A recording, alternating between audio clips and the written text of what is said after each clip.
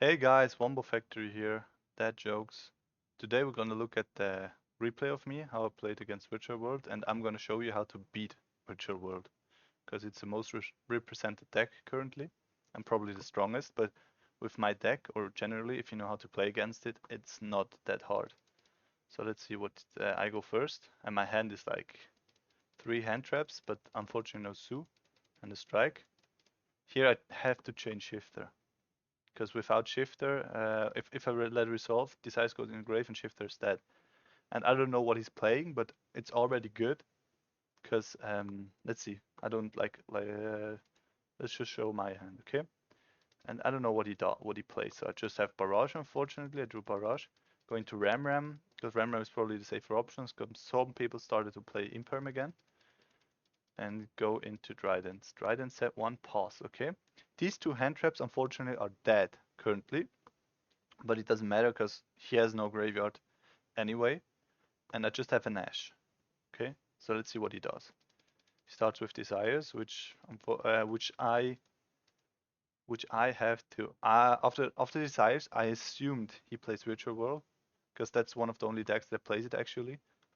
So I was like, yeah, it has to be Virtual World, and I can either give him 2 more cards or just stop the Desires, and I decided to stop the Desires, which is correct in my opinion.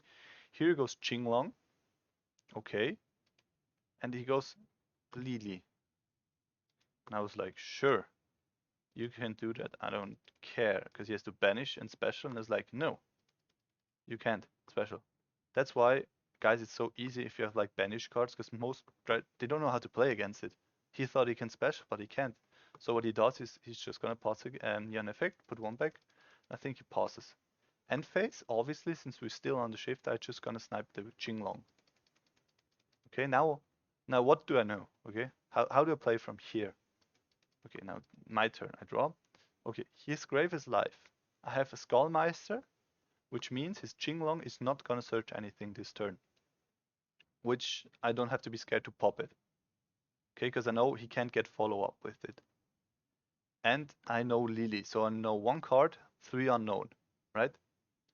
Let's see what I do.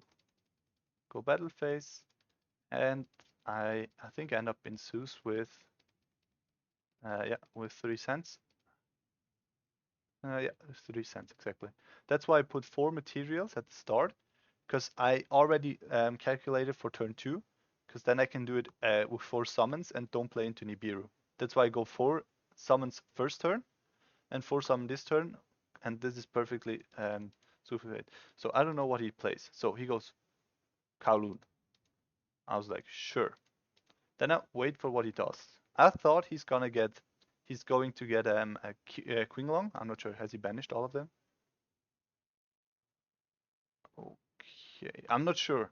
I thought he's going to go Qinglong and I have to DD Crow right there to remove it, to remove the threat. Okay, if he didn't do it, so I think, like right now in retrospect, I know, thinking about it, yeah, he has to have Qinglong in hand. So I know 2 cards already. I know Lily and I know Qinglong. Didn't think about that while I was playing. So he goes Lily. With that, he's trying to get a Qinglong in grave and a Nyan. Okay, so that's for me. I don't want to give him +2, so I just gonna strike it. Okay, so he loses that. Then he goes Jinglong. Now he turns Zeus because I don't want him to get anything more banished. Yeah, he's trying to get a Chuche on me, and I was like, nope. So everything gets sent to the grave. All right. So I know he used his Jinglong already, and I don't know what he still has in hand, right? And here he tries to, like I said last turn, he tries to Jinglong. I can just stop it with a Skullmeister, and I am good to go. All right. Then he passes back to me. I know, he paused last time when I stopped his Lily. That means he doesn't have anything left, so I just go attack, put a Zeus over it.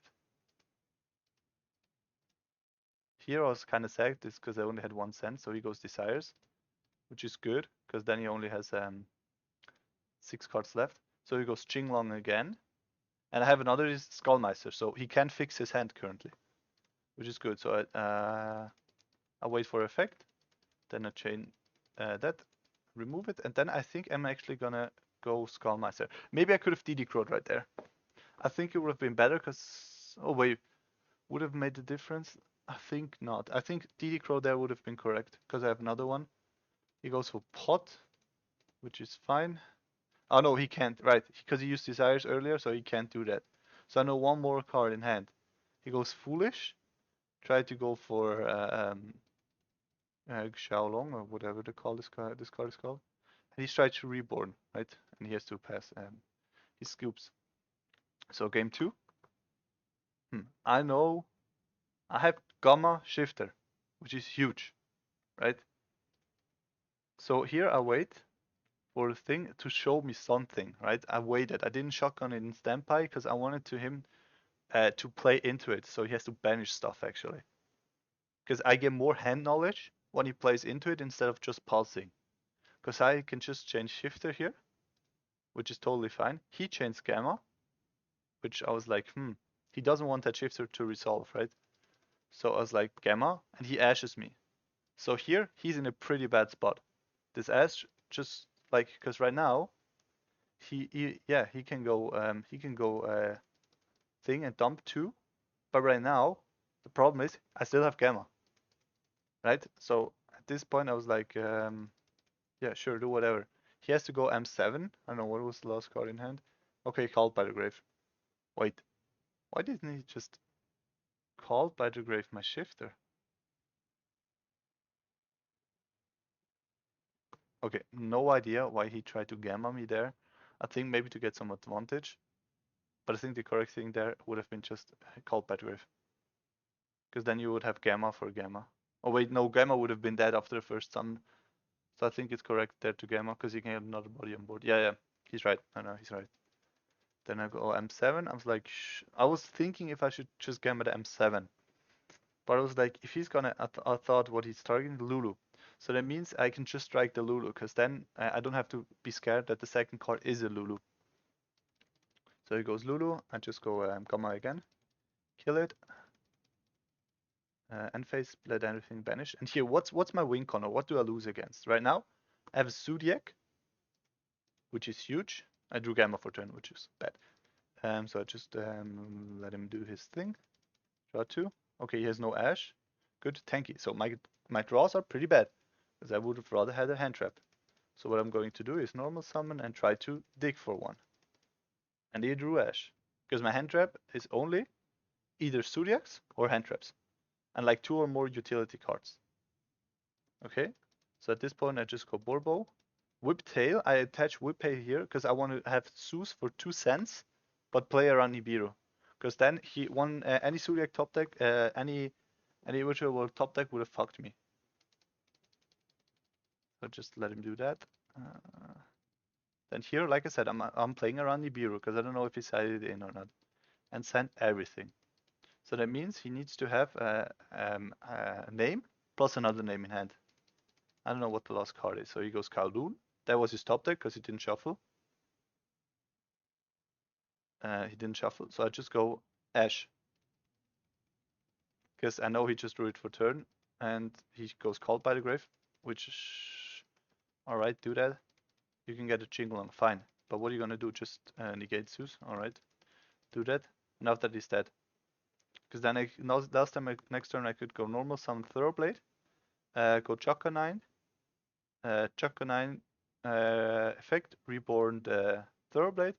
Overlay into Vespinato, and then I have 7,100 damage on board. That would win my kill, or I can just go Thoroughblade, overlay, game. So yeah, guys, tomorrow we're gonna go release how to beat Virtual World, what you have to look out for, and how you can beat it. So thanks guys for tuning in today. If you learned something, or if you have any questions about my deck, or how to play against it, just let me know. And yeah, have a nice day. Bye guys, take care.